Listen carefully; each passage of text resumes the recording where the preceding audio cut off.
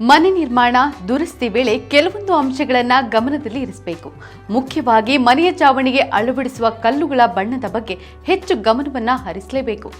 ಸೌಂದರ್ಯ ಹೆಚ್ಚಿಸಲೆಂದು ಯಾವುದೋ ಬಣ್ಣದ ಕಲ್ಲುಗಳನ್ನು ಹಾಸಿದ್ರೆ ಮುಂದೆ ಒಂದೊಂದಾಗಿ ಸಮಸ್ಯೆಗಳನ್ನು ಕಾಣಿಸಿಕೊಳ್ಳಬಹುದು. ಹೀಗಾಗಿ ಮನೆಯ ಚಾವಣಿಯ ಮೇಲೆ ಕಲ್ಲುಗಳನ್ನು ಹಾಸುವಾಗ ಅಥವಾ ಹೆಂಚುಗಳನ್ನು ಅಳವಡಿಸುವಾಗ ಕೆಲವು ವಿಷಯಗಳನ್ನು ಪಾಲಿಸಬೇಕು ಎನ್ನುತ್ತದೆ ವಾಸ್ತುಶಾಸ್ತ್ರ. ಮನೆಯ ಚಾವಣಿಯ ರಾಹುವಿಗೆ ಸಂಬಂಧಿಸಿದೆ. ಹೀಗಾಗಿ ಮನೆಯ ಚಾವಣಿಯನ್ನ ವಾಸ್ತುಶಾಸ್ತ್ರದಲ್ಲಿರುವಂತೆಯೇ ನಿರ್ಮಿಸುವುದು ಬಹುಮುಖ್ಯವಾಗಿದೆ. ನಿರ್ಲಕ್ಷಿಸಿದ್ರೆ ಅದು ಮನೆಯಲ್ಲಿ ವಾಸ್ತು ದೋಷಗಳನ್ನು ಉಂಟು ಮಾಡಬಹುದು. ಹಾಗಾದ್ರೆ ಏನ್ ಮಾಡಬೇಕು? ಮನೆಯ ಚಾವಣಿ ಮೇಲೆ ಬಿಳಿ ಬಣ್ಣವನ್ನ ಬಳಸುವುದು ಒಳ್ಳೆಯದು. ಈ ಬಣ್ಣ ಶಾಂತಿ ಮತ್ತು ಪ್ರಗತಿಯ ಸಂಕೇತ. ಇನ್ನು ನೀಲಿ ಬಣ್ಣ ಯಶಸ್ಸನ್ನ ಸೂಚಿಸುತ್ತೆ. ಕೆನೆ ಬಣ್ಣವು ಅಂದ್ರೆ ಸ್ಕಿನ್ ಕಲರ್ ಅಲ್ಲಿ ಸಕಾರಾತ್ಮಕ ಶಕ್ತಿಯನ್ನ ಪ್ರತಿನಿಧಿಸುತ್ತೆ.